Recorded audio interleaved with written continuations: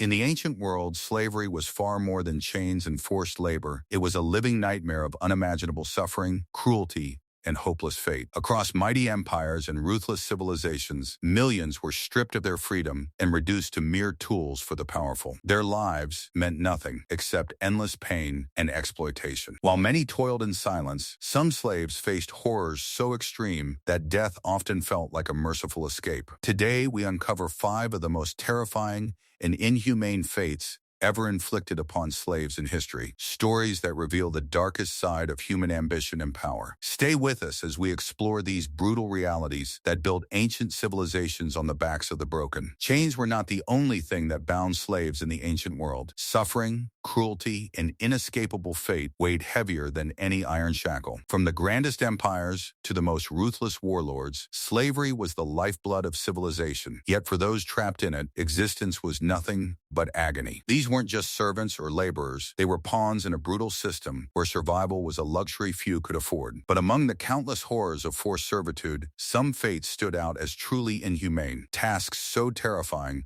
so merciless, that death was often the only escape. Gladiator slaves forced to fight for Roman amusement in the brutal world of the Roman Empire. Few fates were as horrifying as that of a gladiator slave. Known as damnati ad gladium, or condemned to the sword, these unfortunate men, often prisoners of war, criminals, or rebellious slaves, were thrown into the blood-soaked sands of the Colosseum, forced to fight for the amusement of the Roman elite. Unlike the trained gladiators who had a chance at wealth and glory, these fighters were little more than human sacrifices in a game of survival, pitted against professional killers with no real hope of victory. The Munera, or gladiatorial games, were originally held as funerary rites, but by the time of emperors like Commodus, they had devolved into elaborate spectacles of execution. Commodus himself would take part, but unlike the real slaves, he fought with dulled weapons and rigged victories. Some slaves were not even granted the dignity of a proper fight. Many were stripped of weapons and sent into the arena to be mauled by lions, bears, and leopards in cruel venations. Others were chained together and ordered to kill each other,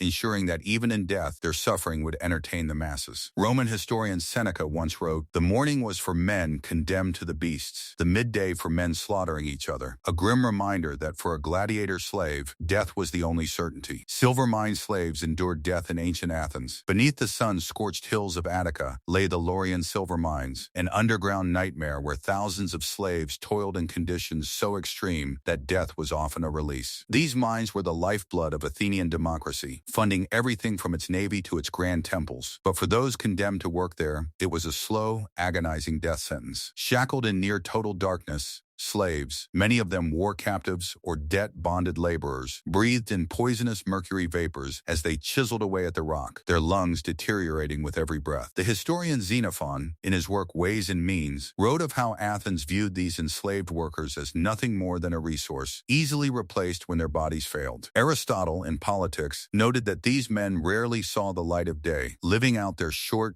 miserable existence underground. If exhaustion or disease didn't claim them, cave-ins did. Tons of rock collapsing over frail bodies, entombing them where they fell. The Peloponnesian War 431-404 BC made things even worse. As Spartan forces ravaged Attica, the mines became targets, and countless slaves were either slaughtered on site or fled into the wilderness, only to face starvation or capture. There was no escape from this grim fate, whether by suffocation, collapse, or the blade of an invader. Their suffering remained an unspoken cost of Athenian prosperity. Carthaginian galley slaves rode to death without rest. In the heart of the Mediterranean, Carthaginian warships cut through the waves, propelled by the relentless agony of slaves chained to their oars. These men, taken from conquered lands or condemned to servitude, were not warriors but tools of war, expendable engines of Carthage's naval dominance. The Punic Wars 264-146 BE saw thousands of them crammed into the lower decks of massive quinqueremes, where they rode in suffocating heat, whipped by overseers if they faltered. Denied rest, their bodies wasted away, their hands blistered and raw, their muscles strained to the point of collapse. Ancient historian Polybius, in his histories, described how Carthaginian admirals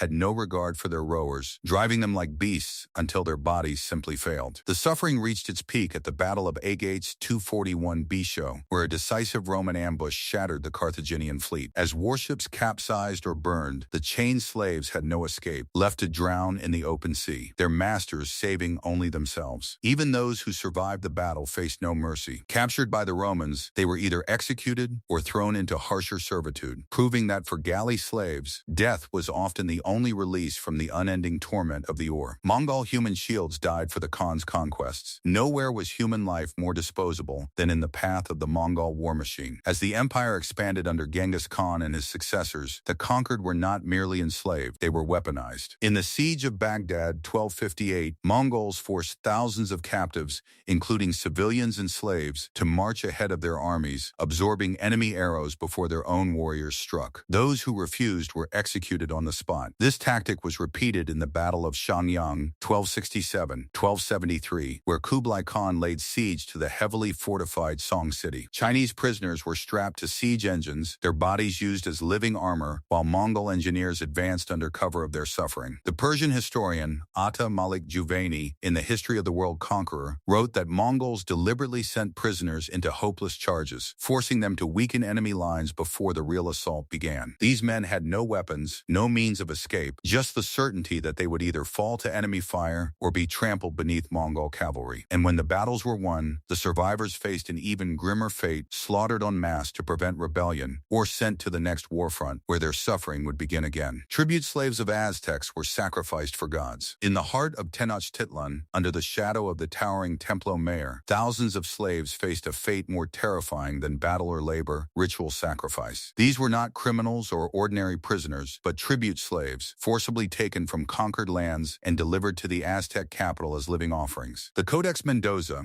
a 16th century record of the empire's tribute system, details how subjugated cities were required to send captives, men, women, and even children, who would be reserved solely for religious slaughter. No event displayed this horror more than the Great Temple Sacrifices of 1487, when thousands of victims were marched up the steep temple steps, their hearts torn out by priests wielding obsidian knives in a ritual that lasted 4 days. Spanish chronicler Bernal Diaz del Castillo, in The Conquest of New Spain, described witnessing these rituals, recalling the chilling sight of enslaved men waiting in terror as the blood of those before them drenched the temple stones. The Aztecs believed these sacrifices were necessary to sustain the gods, ensuring the sun's rise and the rain's return. But for the tribute slaves, it was an inescapable fate. Whether they came from distant battlefields or tribute caravans, their lives were claimed long before the blade ever touched their chests. From the blood-soaked arenas of Rome to the deadly mines of Athens, from Carthaginian galleys to Mongol battlefields and Aztec temples, these were some of the most horrifying fates ever suffered by slaves